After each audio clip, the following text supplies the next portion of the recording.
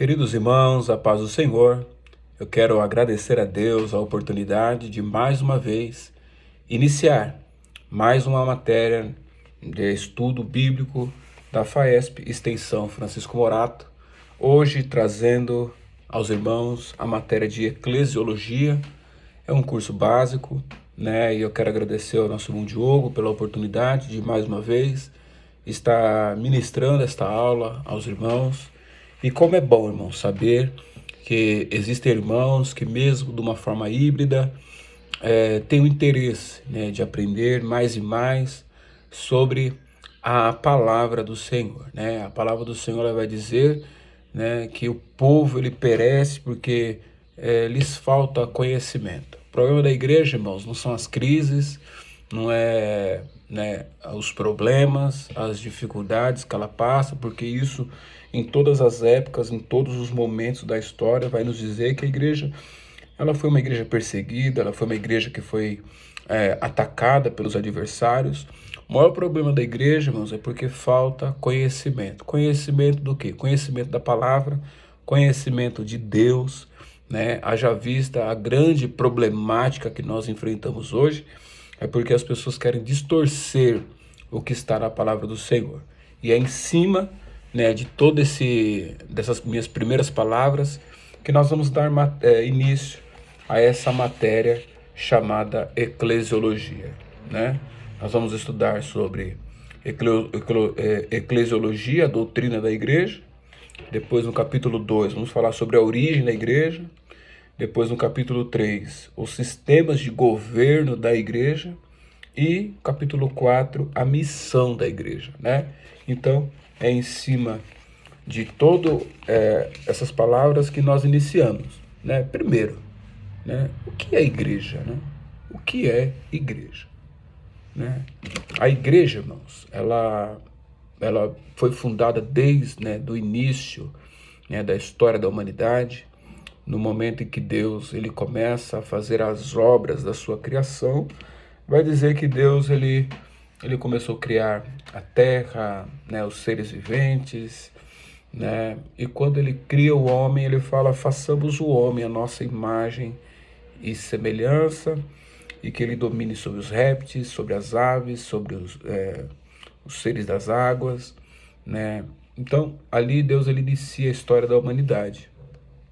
E na história da humanidade, né, ele importava que as pessoas que ele estava criando o adorassem, né, o buscassem, né, porque nós estudamos agora recentemente, né, na escola bíblica dominical sobre as sutilezas, né, referindo às espiritualidades, né, e, e falando sobre isso, nós vamos falar sobre a necessidade que o homem tem. Da mesma maneira que uma planta ela está ligada na terra e quando ela é tirada da terra, a tendência dela é morrer.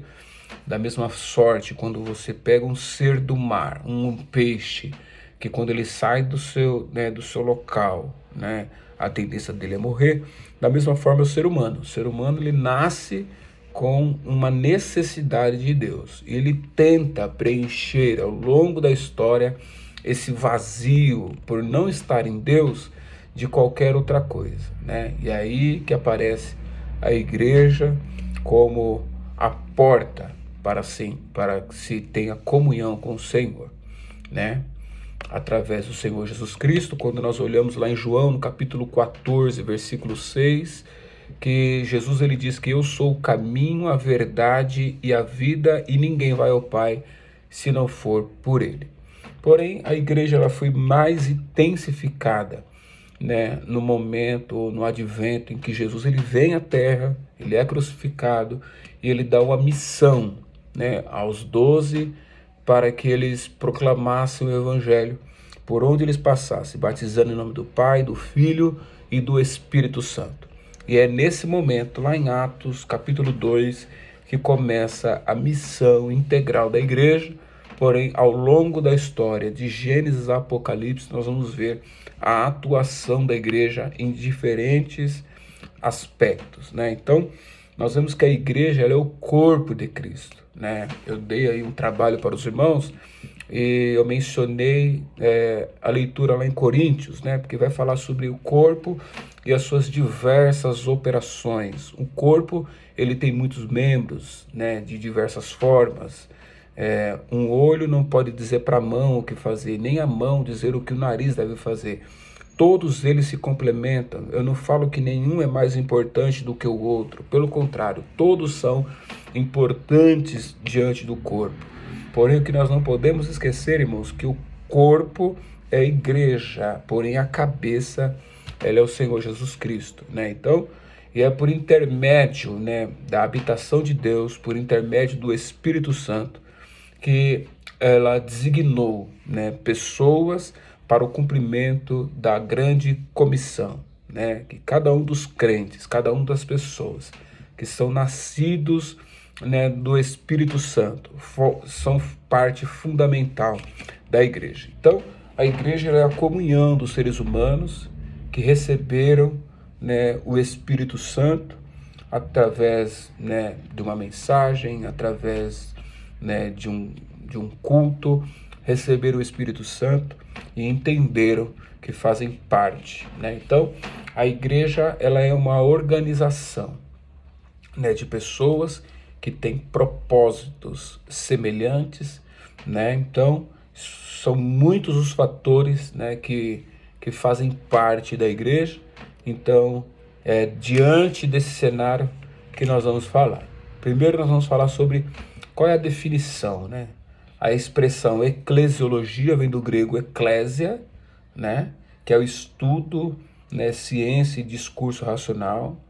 É a ciência ou a doutrina da igreja, né? Então, significa uma assembleia de chamados para fora. Então, quando você perguntar, o que é igreja? Igreja é chamados para fora. Significa também uma reunião de pessoas, né? Então, tudo que simboliza a igreja, as pessoas têm que estar reunidas. Não existe igreja sem pessoas, né? Ninguém consegue ser individualmente, né, a igreja. A igreja é comunhão, a igreja, né, ela tem propósito, né? Então, significa uma assembleia de pessoas com o objetivo do quê? De colocar em prática os ensinamentos da Bíblia Sagrada, né, de uma forma clara, objetiva e direta, né? E aí nós vamos tratar, irmãos, acerca, né, que do como que surgiu, né, essa igreja, né? Como que surgiu? Surgiu diante da necessidade, né, do povo de Israel, que ao longo da história, todos nós conhecemos, eles não aceitaram Jesus como o único suficiente Salvador, né? Porém, Jesus, ele se revelou, né, à humanidade. Nós conhecemos, né, que Jesus, ele escolheu, né, a sua igreja. Então, quando Jesus disse sobre esta pedra, né, e acho que ali no embate com o apóstolo Pedro, e é aí que entra a grande confusão, né, da Igreja Católica, quando nós tratamos desse texto. Quando Jesus diz, sobre esta pedra eu edificarei a minha igreja. Jesus não estava falando de Pedro, né? Porque o símbolo a explicação do nome, o significado do nome de Pedro é pedrisco, né? E Jesus, ele está falando sobre a pedra, né? Qual pedra? A base, a palavra. É sobre esta palavra que eu vou edificar a minha igreja. A palavra do Senhor vai dizer, irmãos, que tudo vai passar, menos as palavras do Senhor, né? Então, é sobre esta pedra que eu edificarei a minha igreja. E a igreja no Novo Testamento, a igreja de Jesus Cristo, ela é dotada de características bastante peculiares, né? Então, veja, diferente de outros segmentos, outras organizações, a igreja, né, de Jesus, ela tem características que somente na igreja você encontra, né? Ela reúne um grupo de pessoas, ela tem uma identificação, ela pode ser enxergada, né, como uma organização, porque faz parte de pessoas, faz parte com pessoas. Ela tem um aspecto dicotômico, né? Então, ela, além da sua existência, né, ela traz uma realidade de um tempo espiritual, né, mas também com um tempo físico, né? Então, quando nós falamos de igreja, então vamos imaginar, quando nós falamos de igreja, irmãos, a igreja ela tem um sentido claro, reunião de pessoas. Porém, imagine qual é a igreja certa. Qual é a igreja? Qual é a igreja correta? Qual é a igreja de que Jesus está falando? Ele está falando do slogan, Assembleia de Deus, quadrangular, batista, presbiteriana. Não, ele está falando de pessoas, né? Ele está falando da minha igreja, o meu povo, aquele que me serve, aquele que me segue, né, fielmente. Então, a igreja no Novo Testamento, ela é dotada de características peculiares, né? Porém, eu não posso afirmar que dentro de uma mesma organização, uma igreja organização, estão ali todos a mesma igreja, né, que Jesus ele está citando, a minha igreja. Por quê, irmãos? Porque, infelizmente, as pessoas não seguem paulatinamente, não seguem fielmente, né, o que está na palavra do Senhor. Nós estamos lutando, é um processo, né? Então, a igreja ela tem esse aspecto dicotômico, que ela é visível e ela é invisível. Quando nós olhamos para as palavras de Jesus, Jesus está falando sobre a igreja visível ou sobre a igreja invisível? Tá claro, irmãos? Está falando da igreja invisível. Por quê?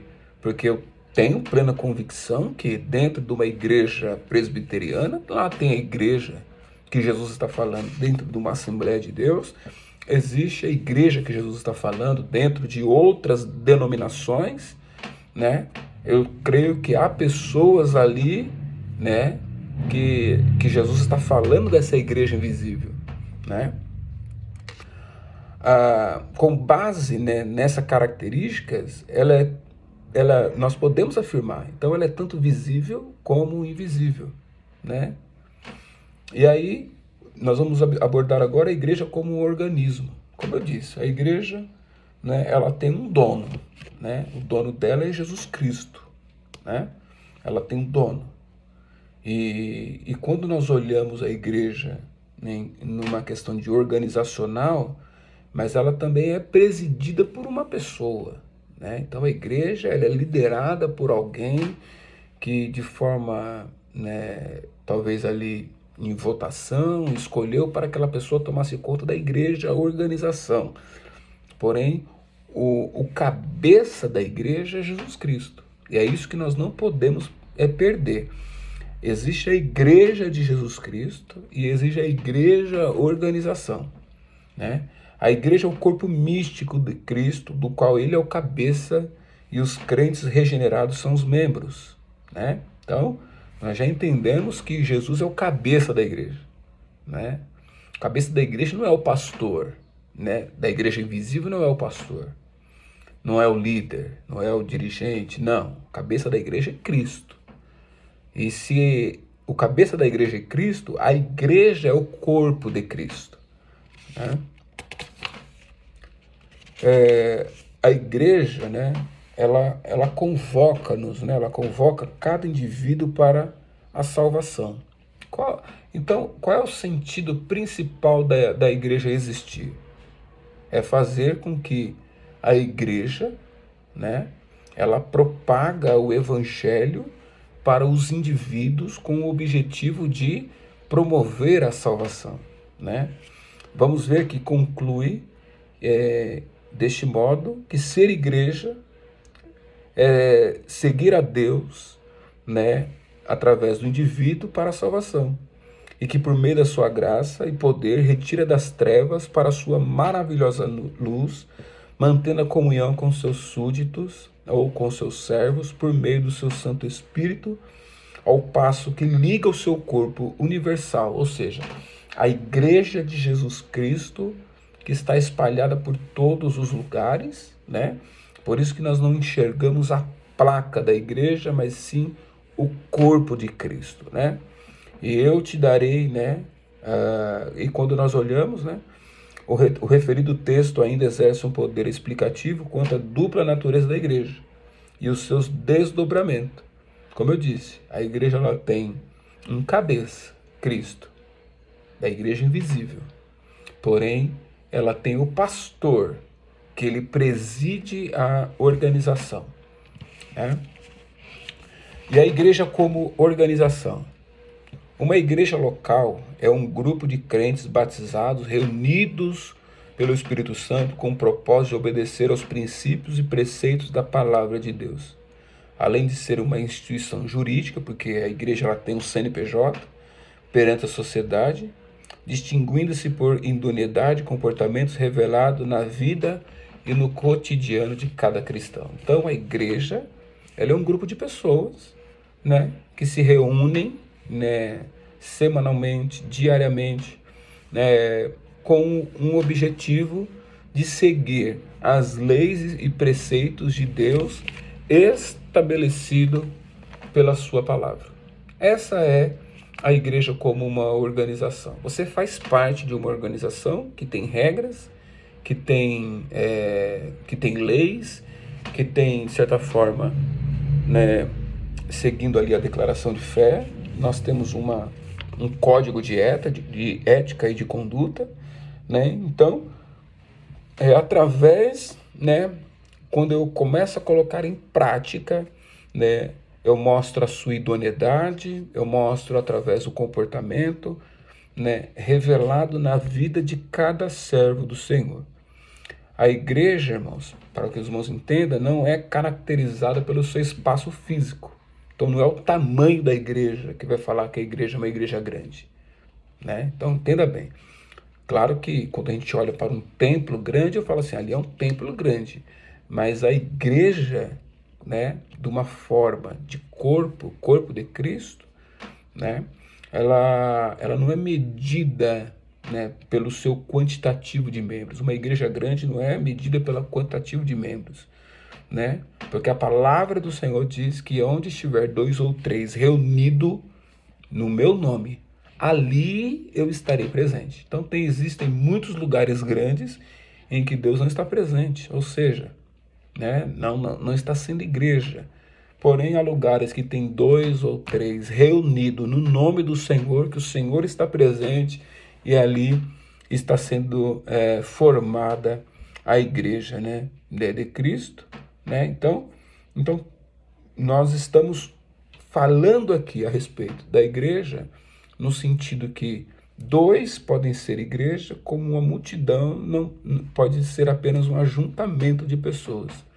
Por quê, irmãos? Porque nós temos um propósito, né? A igreja nasceu, né, com um propósito, né, de comunhão, de, como diz lá em Atos, né, qual é o propósito? Eles tinham tudo em comum, na oração, no partir do pão, na comunhão. Então eles faziam tudo isso em comum. E o que acontecia com a igreja? A igreja ela crescia, cada dia mais se acrescentava pessoas, né, à igreja de Jesus, né? Então, não importa o lugar, se era em casas, se era em cavernas, se eram praças, né? Antigamente se usava, né, em tendas, né? Os mais primitivos falavam de catatumbas, né? O que não diminui o governo de Cristo. Os irmãos entendem? Então, não é a quantidade de membros que define uma igreja, mas sim a presença, né, de Cristo através do Espírito Santo na vida dos irmãos que professam por meio das suas palavras e também das suas ações, da sua conduta, né, demonstrada para essa sociedade. A igreja né, como nós já estamos aqui na página 17, a igreja é uma assembleia de povo, né? Então é uma assembleia, uma reunião de pessoas, né, em um lugar público para fins deliberativos, né? Então, primeira característica da igreja, ela é uma assembleia de pessoas. Segundo, uma assembleia de pessoas reunidos para um culto, né? Terceiro, uma companhia de cristãos. Quarto, reunião daqueles que tendo Jesus Cristo sua esperança de salvação eterna, né? E quinto, a totalidade de cristãos espalhadas pelo mundo, de modo abrangente, que todos quanto adoram a Deus, ao seu Filho Jesus Cristo. Então, a igreja ela é muito mais daquilo que eu penso, daquilo que eu acho, né, daquilo que eu pressuponho, né, de achar que a igreja é apenas o espaço físico, né, porque a igreja não são as paredes, né, a igreja são as pessoas que professam o Senhor Jesus Cristo, crendo na sua palavra, crendo, né, na morte redentora de Jesus, né? Então, a igreja, né, como nós já falamos até aqui, ela é dicotômica, né? Ou seja, ela tem o seu aspecto visível e também o seu aspecto invisível, né?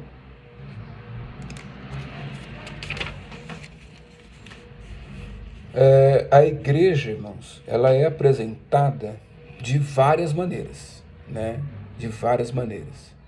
Através do testemunho e conduta, práticas cristãs e ministério tangível dos crentes, coletiva e individualmente, né? Então, nós temos a igreja local, né?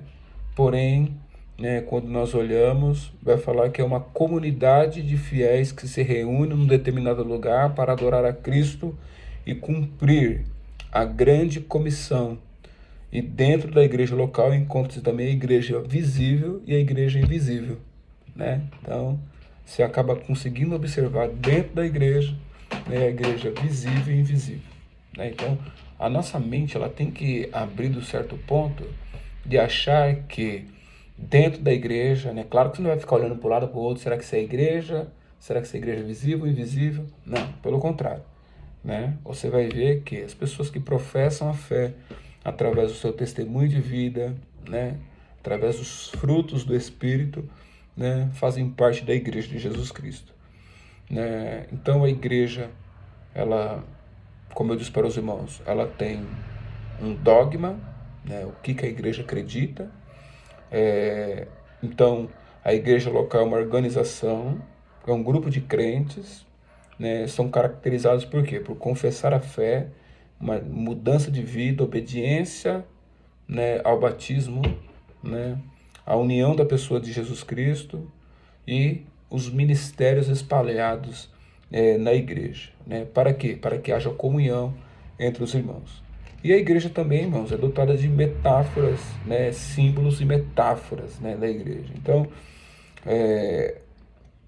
vai falar que a existência e a manutenção dos símbolos podem se dar de forma direta e indireta, anônima, regional, cultural, e com o tempo assume aspectos muito perenes. Podem existir em virtudes de um conceito, uma imagem, uma parábola ou metáfora. Então vamos só para nós entender. Então a igreja como a família do Senhor, né?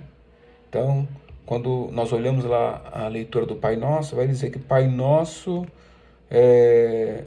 quando ele dá essa ênfase ao pai de família, então a igreja, ela é a família do Senhor, né?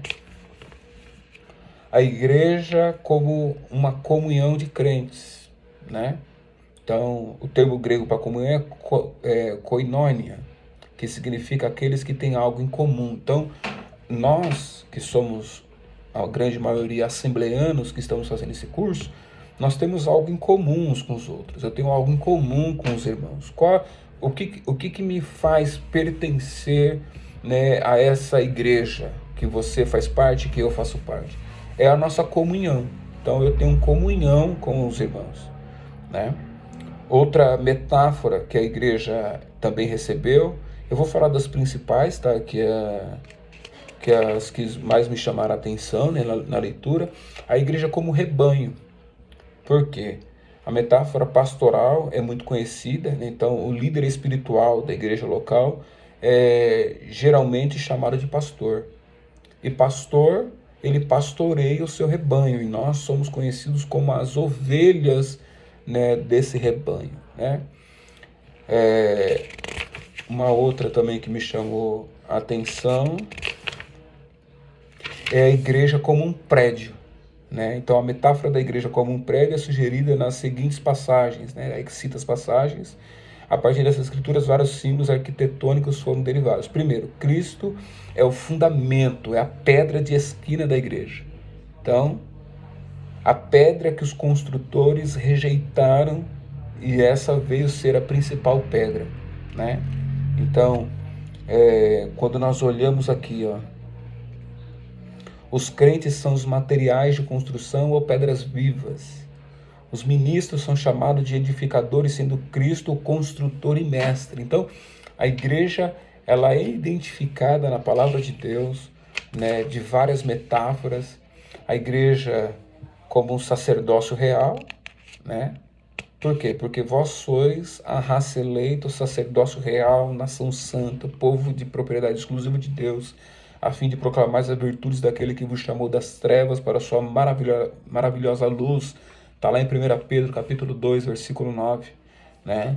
Então, a igreja ela não precisa mais de sacerdote, e nós conhecemos, né, através do ensinamento bíblico, né, por que a igreja não precisa mais de sacerdote.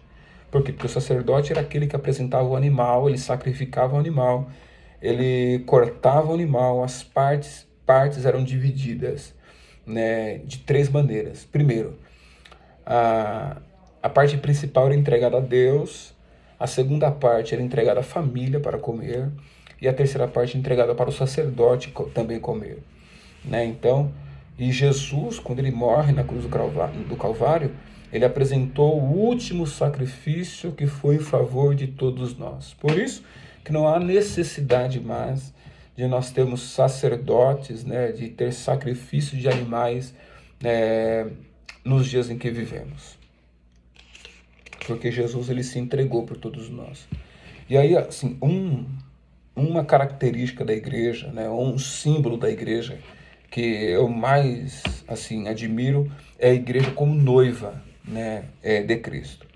Então, até na leitura vai dizer assim, uma das metáforas mais atraentes da igreja é como a noiva de Cristo, usada por João Batista, né, pelo apóstolo Paulo e pelo apóstolo João.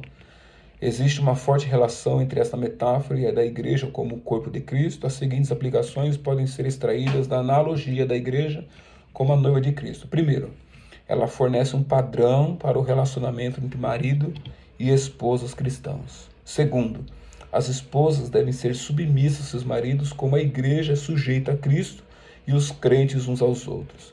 Isso não deve ser o fato de a mulher ser inferior, menos digna ou menos capaz. A responsabilidade pela liderança espiritual do lar deve ser estabelecida, portanto, essa responsabilidade é designada ao marido, que a desempenha com o apoio indispensável da esposa e mãe. E terceiro, os maridos devem amar as suas mulheres como Cristo ama a igreja, como ama a si mesmo e até ao ponto de morrerem por ela. Se marido e mulher obedecerem a esse padrão, ninguém fica em desvantagem no relacionamento conjugal. E essa figura também trata o grande amor que Cristo tem pela igreja, como a sua própria noiva, e que a igreja experimenta aguardando a vinda do noivo, né? Olha, maravilha, glórias a Deus. Um outro aspecto, né, uma outra figura de linguagem que nos chama atenção a respeito da igreja, a igreja como coluna e alicerce da verdade. Irmãos, nenhum outro livro, assim, olha que nós já lemos bastante livros, nenhum outro livro vai falar da verdade como fala a palavra de Deus, tá? Por quê, irmãos? É na palavra de Deus, né, que nem eu já conversei com alguns ateus, que ele fala assim, olha, e eu já perguntei, fala assim, por que você acha que trair a tua esposa é errada? Não, porque é errado. Mas o único lugar que fala que é errado é a palavra de Deus. Ao mesmo tempo que ele fala que ele é ateu, ele também foi aculturado através de uma cultura, né, que aquilo também é errado. Mas é errado diante do quê? Do que a palavra está dizendo. Porque se não fosse a palavra me dizer se estava certo ou errado, como é que eu ia saber que estava certo ou errado? Como é que você saberia se está certo ou se está errado? A gente só sabe que é errado ou é certo, roubar porque está escrito na palavra do Senhor, porque senão nós não saberíamos, né? Nós só sabemos que é errado algumas coisas por conta da palavra. Então, por mais que apareça um ateu ou uma pessoa que é de outra religião ou dessas religiões pagãs, né? A única coisa que a gente precisa entender é: nós só sabemos isso porque nós estamos baseados na palavra de Deus. Então, a igreja, ela é o alicerce, ela é a coluna da verdade, né? Então, a igreja sustenta a verdade do evangelho, né? Então, Paulo escreveu a Timóteo com relação à igreja, para que se eu tardar, fique ciente de como se deve proceder na casa de Deus, que é a igreja do Deus vivo, a coluna e o baluarte da verdade. Então, aqui está falando que a igreja ela deve manter, né? Ela deve ser mantenedora da verdade, né? Então, a igreja, irmãos, por mais que nós estamos vivendo numa época muito complicada, estamos diante aí de um cenário aí que cada vez se agrava mais, a igreja ela continua sendo o baluarte da verdade, né? E por isso que a igreja ela não pode se misturar com as coisas deste mundo. Uma que me chama a atenção é a igreja como caminho, né? Então, a palavra do Senhor diz lá em João, no capítulo 14, versículo 6, né? Que Jesus ele diz: eu sou o caminho, né? A verdade e a vida. Jesus não falou: eu sou um caminho, eu sou uma das possibilidades. Não, ele falou: eu sou o caminho, a verdade e a vida. E nós podemos tirar alguns ensinamentos através dos caminhos. Por quê? Porque no caminho de Deus, irmãos, está sujeito à perseguição. Então, a igreja, ela vai ser perseguida, né? Quando nós olhamos, né, muitas das vezes, olha, ela muitas vezes será difamada. Então, nós como igreja seremos difamados, né? Nós como igreja seremos considerados heresias para alguns. Nós como igreja, irmãos, nós como igreja, nós seremos questionados. Veja, quando a igreja dá testemunho vigoroso com poder, como aconteceu em Éfeso, causará grande alvoroço, pois o caminho de Deus será um elemento perturbador numa sociedade governada pelos poderes das trevas. Quando nós olhamos a palavra que está lá em João 8,32, e conhecereis a verdade vos libertará, e quando você coloca essa palavra dentro de um contexto ao qual você vive hoje, talvez a pessoa vai olhar para você e falar assim: mas então você está dizendo que você é a verdade? Não. E conhecereis a verdade, e a verdade vos libertará, né? O que acontece hoje na nossa sociedade, né? É a questão da inversão de valores, é a questão do relativismo, é a questão do que, né? Quando nós olhamos Isaías 5, versículo 20, vai dizer: ai daquele que chama mal de bem, bem de mal. Ou seja, existe uma inversão de valores, um tanto faz, um nada a ver, né, na nossa sociedade, que coloca em xeque a estrutura, né, da igreja. A igreja, irmãos, não tem que estar envolvida com nada disso, desse mundo, não. A igreja ela tem uma missão, e nós vamos estudar mais à frente, quando nós entrarmos aí, né, qual é a missão da igreja, né? Qual é a missão da igreja, né? E aí nós vamos ver que não tem nada a ver com isso que está acontecendo, né, nesses dias atuais, não. Uma que me chama muita atenção também é a igreja como luz do mundo, né? Nós estamos aqui para iluminar, irmãos, essa sociedade escurecida, né, pelo pecado. Os crentes, que são filhos da luz, dão testemunho de Cristo, que é a verdadeira luz do mundo. Então, assim, quando eu dou testemunho, irmãos, eu estou brilhando. Veja aquela mulher que quando via, né, o profeta Eliseu passando, Eliseu não precisou falar nada, não precisou falar que era crente, que era batizado, que era da igreja tal, da Assembleia de... Não. A única coisa que Eliseu fazia era viver. Então ele vivia, tá? E é o que nós precisamos viver, né? O nosso testemunho, ele precisa... Eu falei, né, em alguns dos meus sermões que o nosso testemunho de vida precisa falar mais do que as minhas palavras. Existem muitas pessoas falando muito e vivendo pouco. E a igreja como sal da terra, né? Quando nós olhamos essa passagem, né? A igreja como sal, e o sal ele preserva, né? É muito famoso já esse texto. O sal ele preserva, o sal impede da corrupção, o sal dá ânimo e sabor, né? Então, será que nós como igreja, nós estamos sendo sal da terra? Será que as pessoas olham para nós e nós estamos preservando os ensinamentos do Senhor? Será que nós estamos impedindo a corrupção? Né? Por quê, irmãos? Porque, infelizmente, né, nós temos visto pessoas que eram servos do Senhor, né, que caminhavam na presença do Senhor, mas que por um determinado momento se deixou levar por conta da glória, por conta da fama, por conta do poder, por conta do dinheiro, né? E infelizmente acaba se corrompendo com as coisas deste mundo. E o sal, ele dá sabor, né? Então, e a igreja ela tem um sabor distinto, né? A igreja ela tem um sabor que você fala assim, ele é inconfundível, né? E qual é o sabor que você está produzindo no meio que você está vivendo? Qual é o sabor que você está produzindo? Né? Então nós como igreja, nós temos algumas características que são inconfundíveis.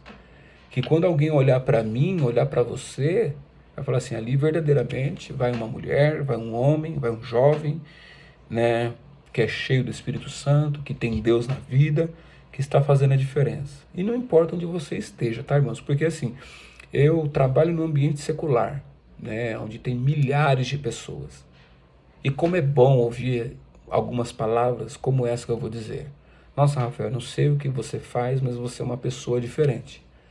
Sabe, irmãos, então é o Espírito Santo na nossa vida que faz com que nós sejamos pessoas diferentes. Não pense que é pela força do meu braço, não pense que é pelo meu conhecimento, pelo meu intelecto.